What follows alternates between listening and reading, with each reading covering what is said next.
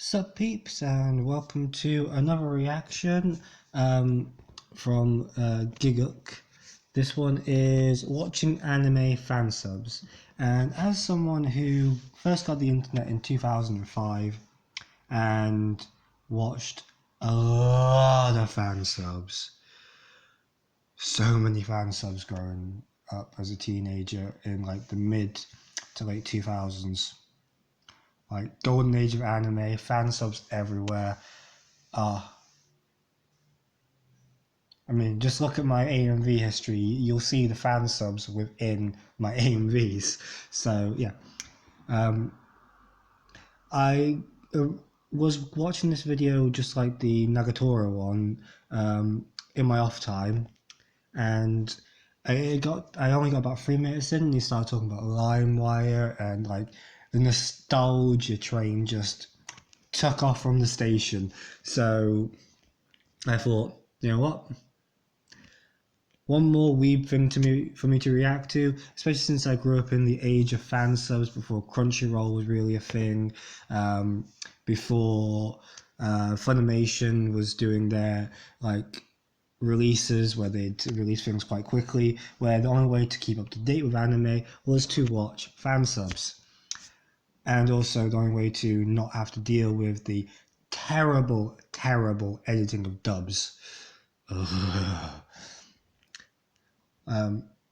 the most part, yeah. Or being from England and being from a small town, there was no like HMV or Virgin Megastore where I could go and buy box sets of anime. And even when I did find anime in shops, it was such a small selection. And there wasn't that many that was licensed in this country.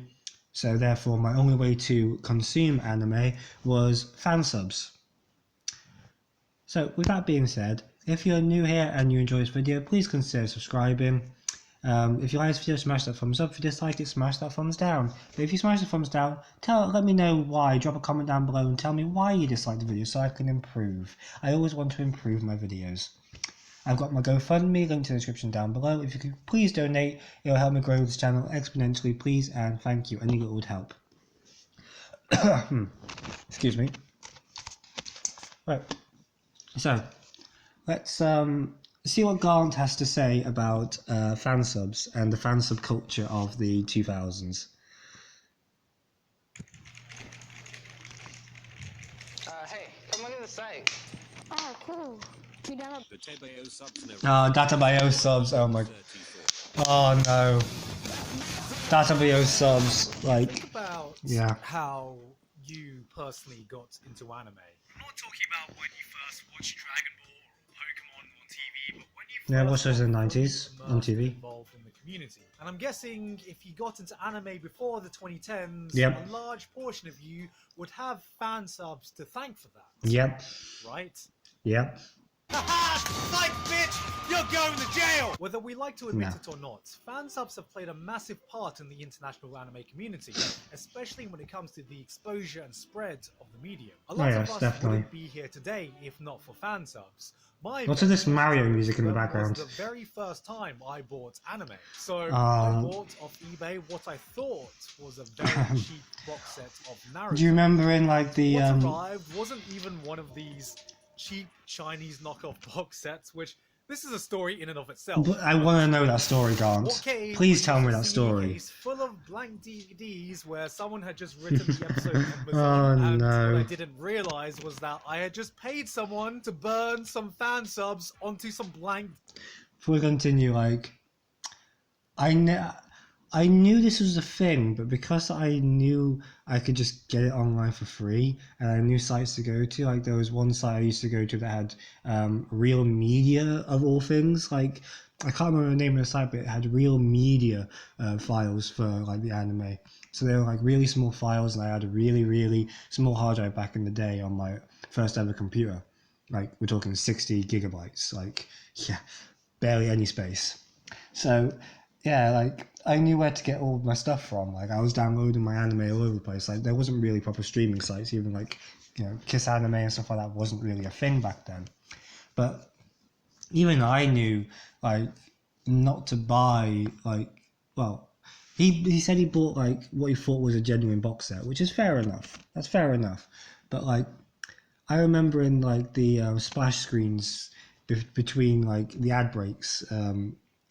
What are they called? I say splash screen. I can't remember what they're actually called. But you know those screens like that come on just before the ad break and just after the ad break, and it would say, if you have bought this, you have been ripped off. Like, I always saw that and I always found it hilarious, but I never knew anybody who'd actually been ripped off with Fansubs. Well, it seems that Gaunt has. I feel sorry for you, bro. DVDs. And that's how I got into anime.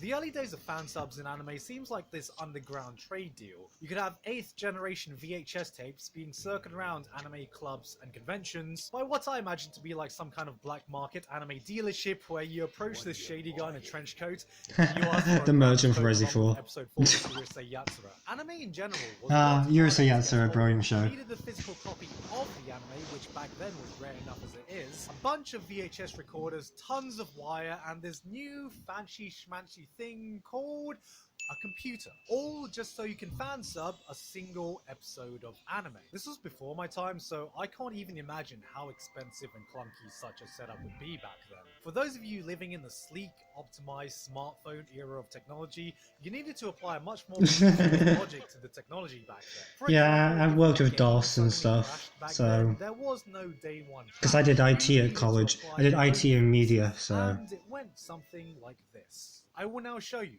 the sound of my childhood. N64. Is that Mario Tennis? Yes. It was very limited in what you can do and how you could distribute it. There wasn't much variation in how subs looked at how they were formatted. In fact, there was only one sub format that mattered, and that was watching subs with old crusty ass outlines in a color I can only describe as urine. Yeah. And the older the generation of subs, the crustier the outline. A pattern that would remain with modern fansubs, however, is that translation quality could vary greatly depending on who was doing it. So you could find some fansubs that, let's say, had a little less finesse in their translations. Japanese isn't the greatest. But I don't know if Vegeta from Dragon Ball Z, an action show aimed at children, really said that. It wouldn't be indeed. Age that but subs and, well, distributing anime in general got a lot easier. But I would say that a lot of fan subs did do a far better job at directly translating the anime compared to what the official subs were doing on official releases. I mean, the official sub releases weren't really a thing till like the early 2000s, I would say, on like DVD release. I mean, you got a few like Studio Ghibli movies on like Film 4. I saw Metropolis in Japanese with English subtitles on the Sci-Fi Channel back in 2000. Rouge Z was another one that I saw on the Sci-Fi Channel back in about 2000, 2001. In Japanese with subtitles. Film 4 would always do like a Studio Ghibli month where there would be, I mean, in recent years they've started to more predominantly show the dubs, but back in the early 2000s it was mostly subs. Like when I first saw Spirited Away, like that was subbed, not dubbed, and I saw that on TV on Film 4. So yeah, but like I would say that for the most part, fan subs, at least back in the day, were way more faithful to the original script and plot and story, and even namings of characters than the official releases were, and definitely more so than the dubs. Dubs have gotten better over the years, but yeah, I mean, if you want to go on a deep dive on that, just look at Red Bard and 4Kids. Yeah, and she does a pretty good job at explaining. But yeah, no, like, but I'm still more of a sub over dub kind of person. Like, I'll watch a few dubs here and there. I'll indulge in a dub every so often, especially if I'm with someone that has a hard time keeping it with subtitles and they want to watch anime with me. Fine, I'll watch a dub. But if I'm watching anime by myself, I'll watch subs. Anyways, let's get back into this. The rise of P2P file Oh, sharing God. sites. And you may be thinking, Now bear share down.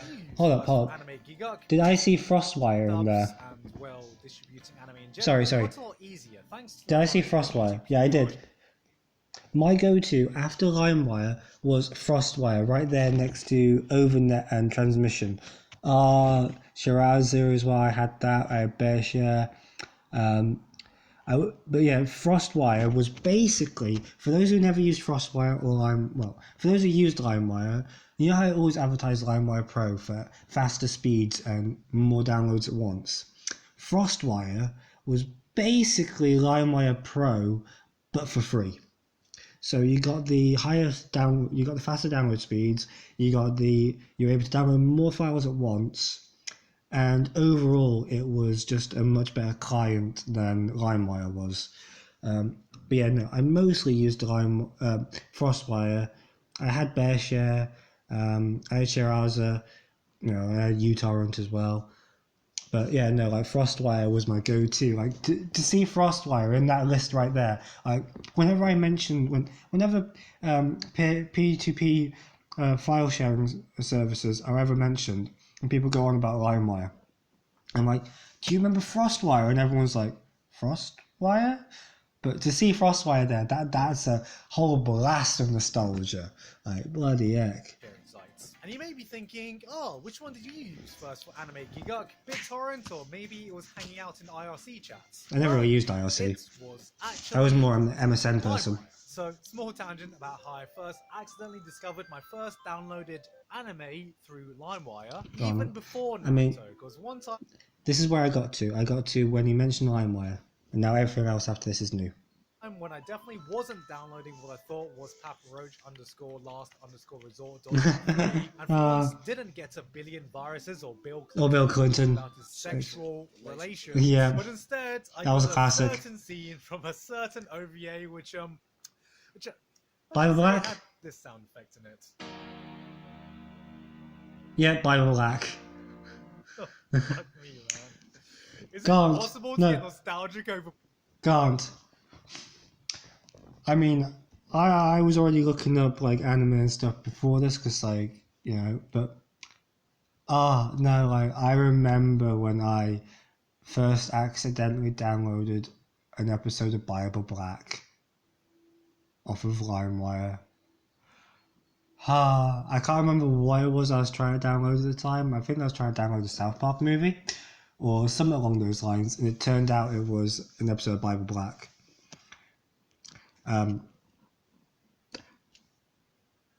I was 12, 13 at the time, and that was the day everything changed. Oh no. Porn, that's right. Basically, my 12-year-old self made a discovery that... Oh, you were 12 as well? Today.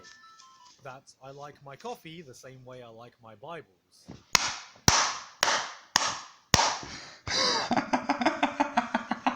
Oh. Black.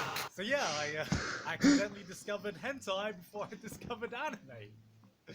This is still a video about fansubs, right? Distribution wasn't the only thing that got easier though, as software allowed pretty much anyone with a working computer to subtitle any episode of any show, resulting in an explosion of groups who could work to translate and sub more anime than anyone ever had before.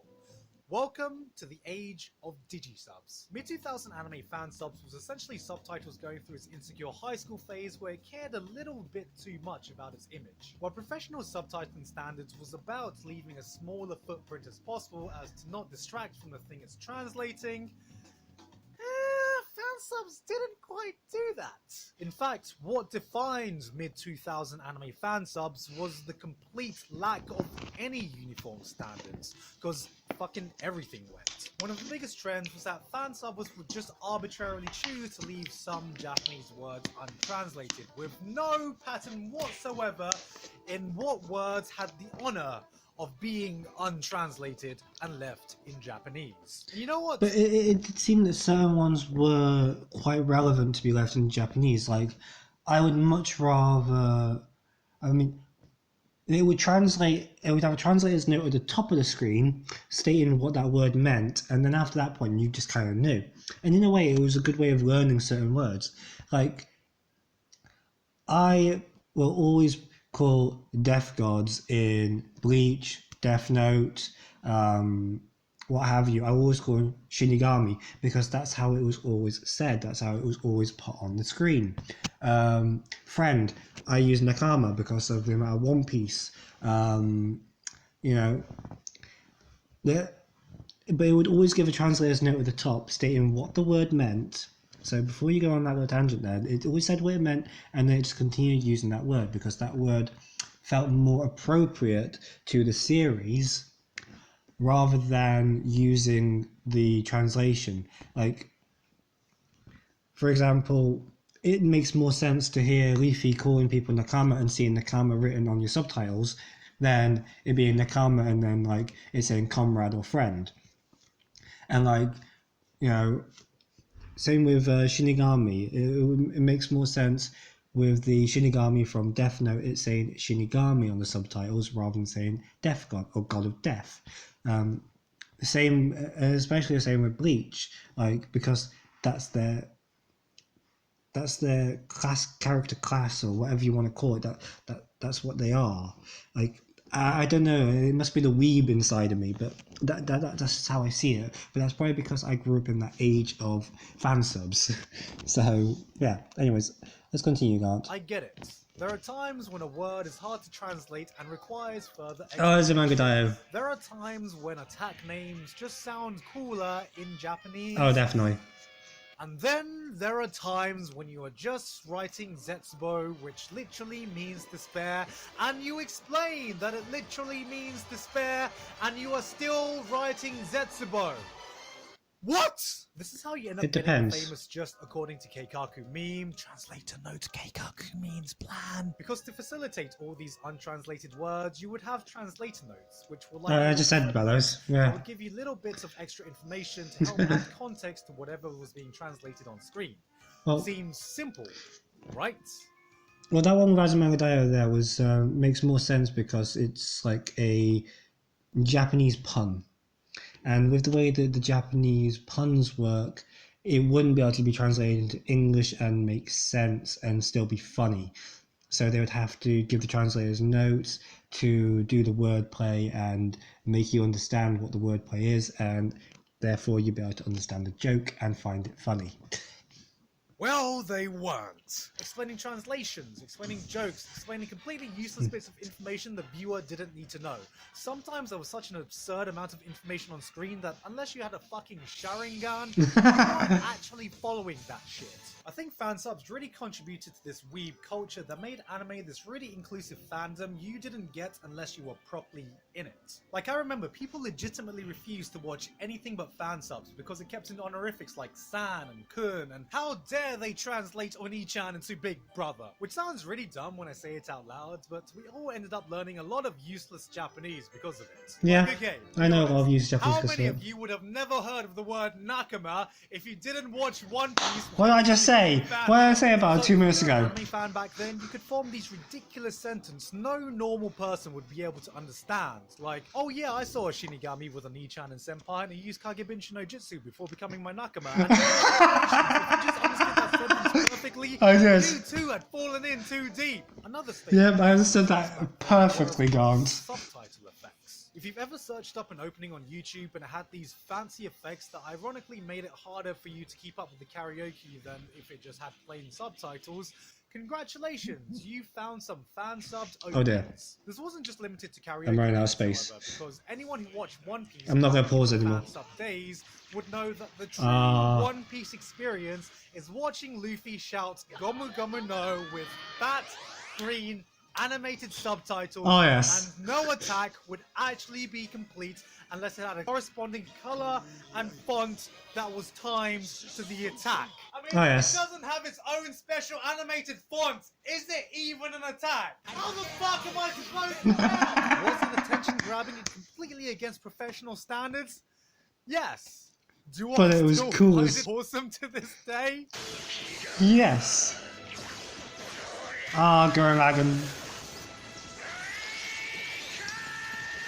Yes! I think the whole art of subtitle effects peaked with this group called Fansubs, who basically perfected the art of shitposting while still technically subtitling the work. As they ask the question, can subtitles go too far? Have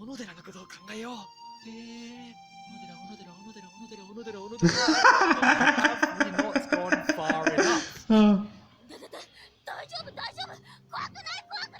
Then there would be times when they just straight up stopped giving a shit.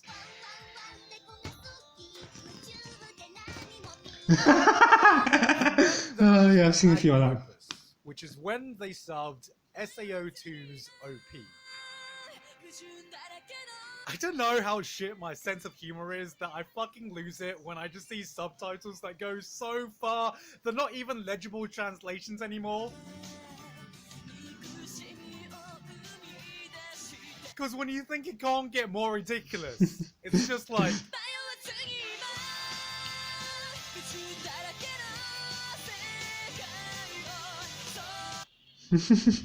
Oh god.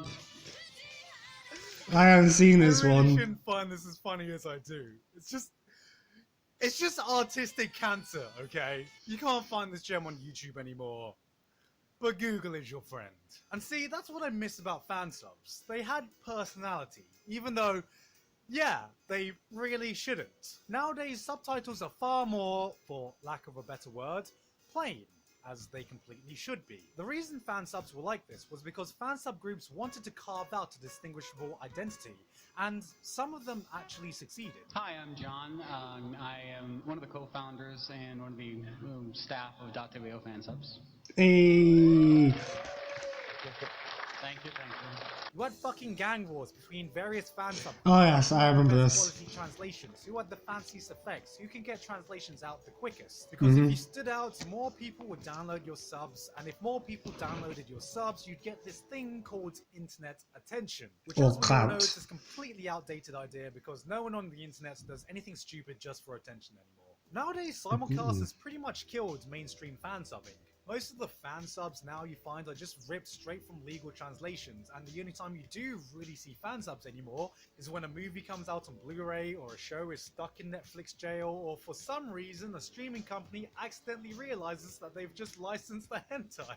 That will never happen, and that's because beyond all the fancy effects or translation notes or even pristine translation quality, the thing people most care about is speed. And now in the era of instant streaming where pirate sites can literally just rip off official translations, fansubs don't really have a place anymore. And I know what some of you may be thinking. Well, Giga, apart aren't you a from hypocrite for maybe, talking about watching anime illegally like- when you've worked with a lot of these bigger legal anime companies? Like, Well, I'm no, sure there's some that's anime totally out there wrong. that's not Because getting this translated. video is Or actually some older sponsored anime by that's never been Book. translated. I'm just kidding. I'm kidding. Or am I? この番組は Yeah, I am kidding. Also, congratulations! If you also recognize that soundbite, here's your senior discount card. While I do promote many legal ways you can get your anime or manga now, I think it would be blissfully ignorant to ignore how big an impact fansubs have had on our fandom and culture. I probably definitely. wouldn't be an anime fan if not for fansubs. I'd be an anime Nowhere fan near as even I am without now. it. And I don't But, think anime yeah, would be as I would agree. widespread internationally as it is now, if not for it either. At its conception, fansubs was about allowing other people to experience this great show or medium that they would have no access to otherwise. And looking at the landscape today, it's definitely achieved that. There was a point where without fansubs, we wouldn't have gotten an opportunity to discover some of our favorite shows. But the landscape is very different today. Now, accessibility is no longer an issue at all. While anime is far easier to access than it ever has been before, there are still plenty of people who are region locked out of services, or can't afford them, or are unhappy with them, or just want free shit. Piracy is something that is never going to disappear, but it has been proven that if there is a product or service people want sold in a way that maintains integrity, people are willing to pay for it. Look, I didn't want this video to be a discussion about piracy. I just wanted to tell people about that time I downloaded Bible Black off LimeWire as a teenager. Whatever it wants, fansubs is something that has played a massive part in my fandom, and I just wanted to take some time Same. to look back at an era gone by. Basically, what I'm saying is, if you watch Naruto at 53 1/3 ink subs on YouTube, then you're not a bad person.